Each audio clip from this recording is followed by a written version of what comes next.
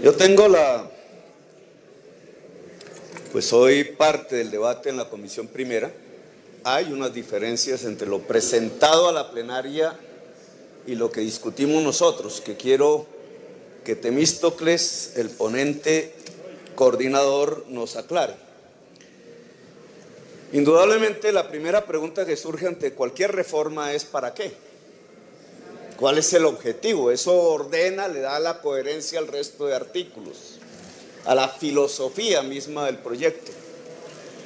Queremos una reforma política para acabar las peligrosas minorías que hoy se pueden volver mayorías, que es la inquietud que le escuché a Angélica y a Alexander López. Eso solo ocasionaría violencia.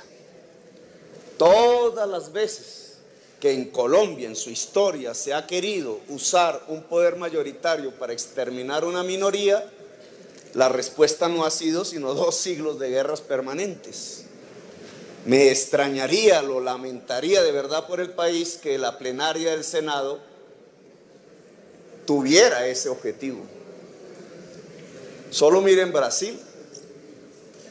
Claro, se usaron unas mayorías parlamentarias para derrocar un gobierno legítimo, para mandar a la cárcel a un líder legítimo, para destruir una posición que no era la que quería la mayoría del Parlamento, y hoy Brasil va al fascismo. ¿Y cuál va a ser su reacción dentro de unos años? La otra perspectiva de hacer una reforma política es quitar los elementos que hoy están degradando el sistema político colombiano, sin entrar al estudio de la economía, y creo que esa es una falla.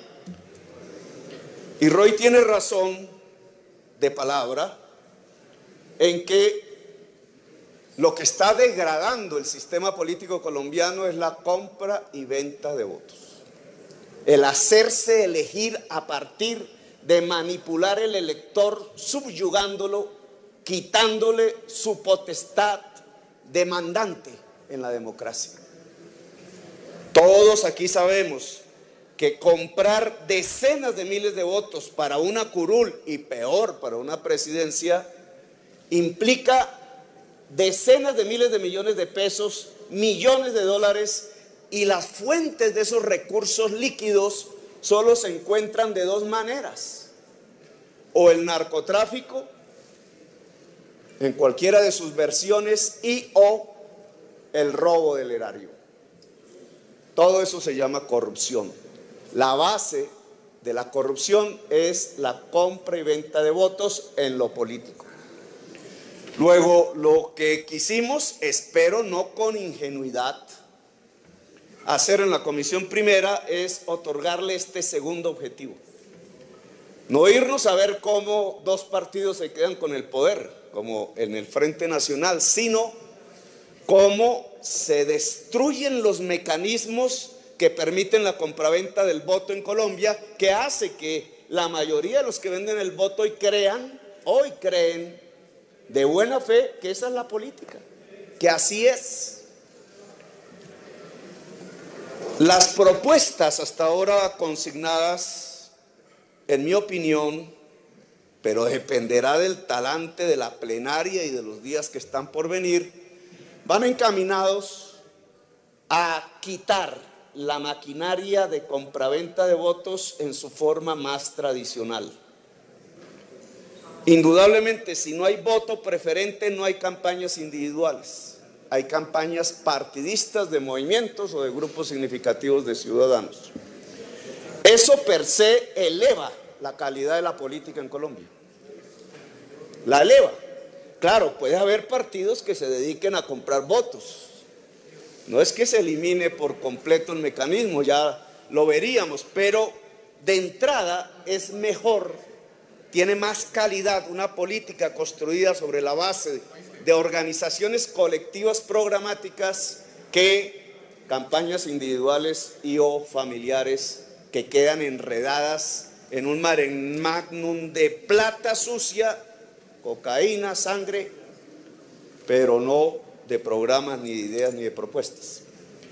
Queremos y hemos propuesto que sea la cremallera, es decir, una alternancia de género, hombre-mujer, hombre-mujer, o mujer-hombre. Garantizaría, y no lo queremos sino para allá, para las próximas elecciones. Esa es una propuesta que hemos entregado a la mesa, porque este sería el principal elemento de participación, de aumento de la participación política. Espero no hundir la idea, porque la pronuncio, pero la revolución de la política sería esa, que la mitad de este Congreso fueran mujeres, lo cual debe poner a cada uno de nosotros, hombres, a pensar que podemos ser sustituidos por una mujer. La mitad de este escenario sería mujer. Eso ya es un cambio de la política real.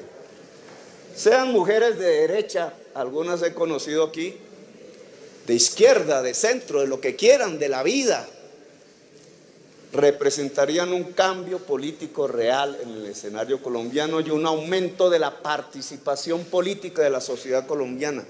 Por eso yo apoyo esa idea. Nosotros siempre apoyamos la lista cerrada.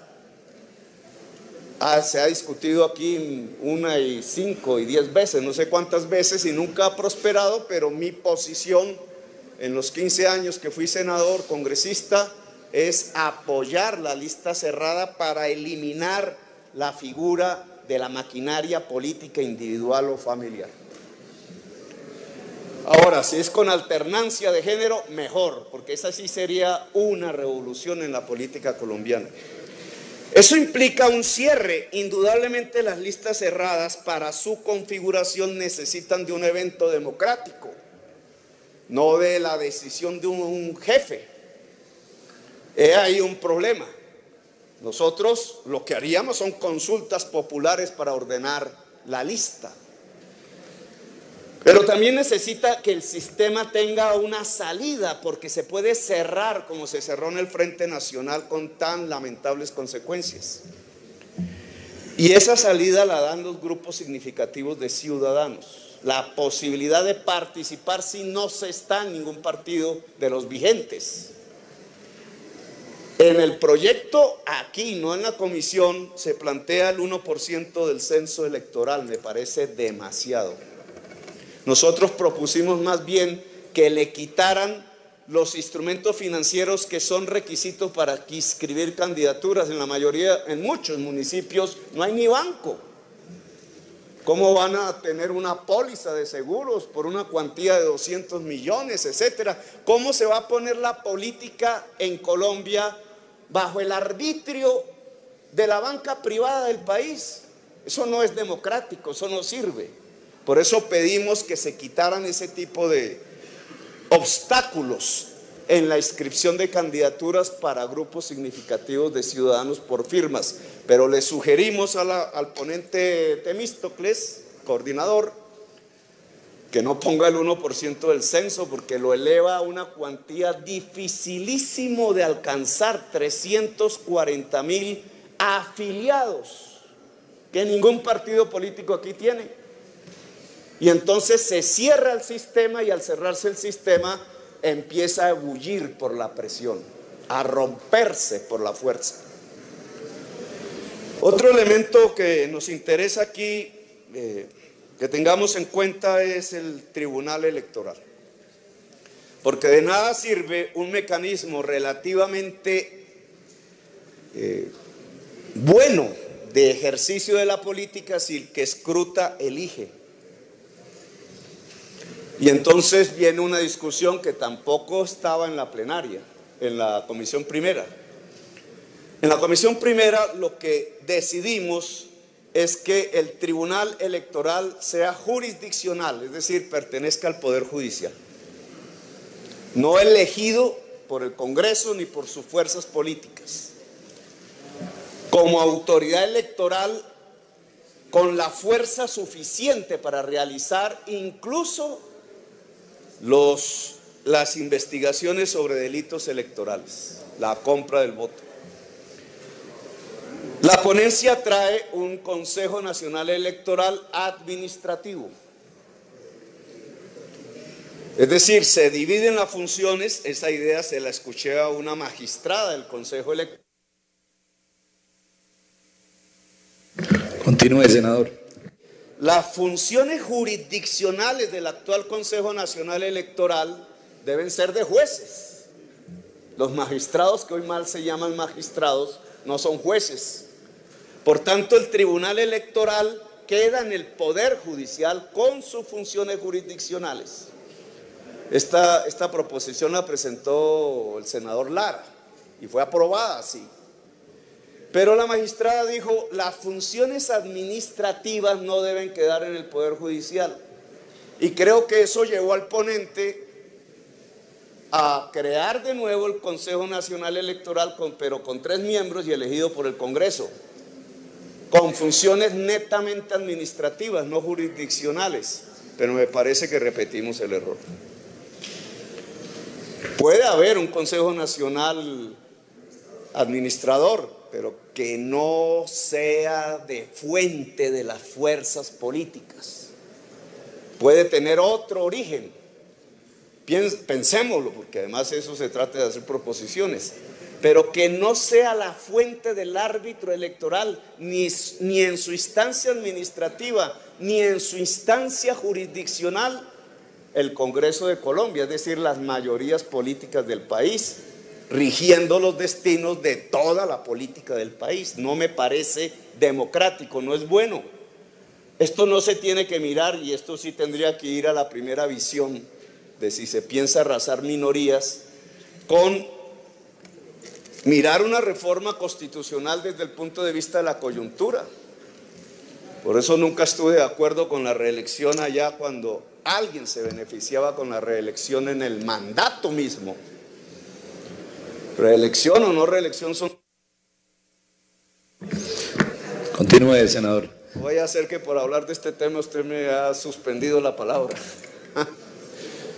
La reelección es un sistema como muchos países lo tienen y otros no, pero digamos, cuando se hace un ejercicio como mandatario de un mandato que viene del pueblo, lo mejor es no hacer normas que lo beneficien a uno. No debe ser pensado una reforma constitucional para el ya, sino para las décadas que están por venir, en donde hoy los gobernantes pueden ser mañana oposición, y hoy la oposición puede ser mañana gobernante. Y entonces se trata de garantizar el ejercicio de los gobiernos, pero también el ejercicio de las oposiciones. Si un Consejo Nacional Electoral lo maneja la mayoría del Congreso, sepan ustedes que en algún momento de la historia de Colombia, quizás más cerca que nunca, la mayoría de este Congreso va a ser diferente a la que hoy hay. Y los que hoy son mayoría se volverán minoría. ¿Le gustaría esa minoría ser tratada como han tratado las minorías venezolanas?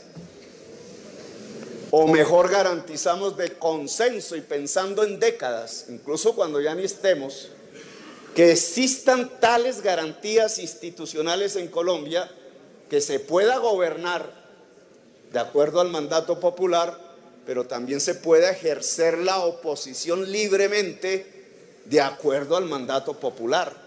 Que esas normas le garanticen la libertad y la democracia a toda la ciudadanía. Y en ese sentido, creo que ese Consejo Nacional Electoral que ahora se propone, puramente administrativo, de 3, elegido por el Congreso, debería variar en su origen.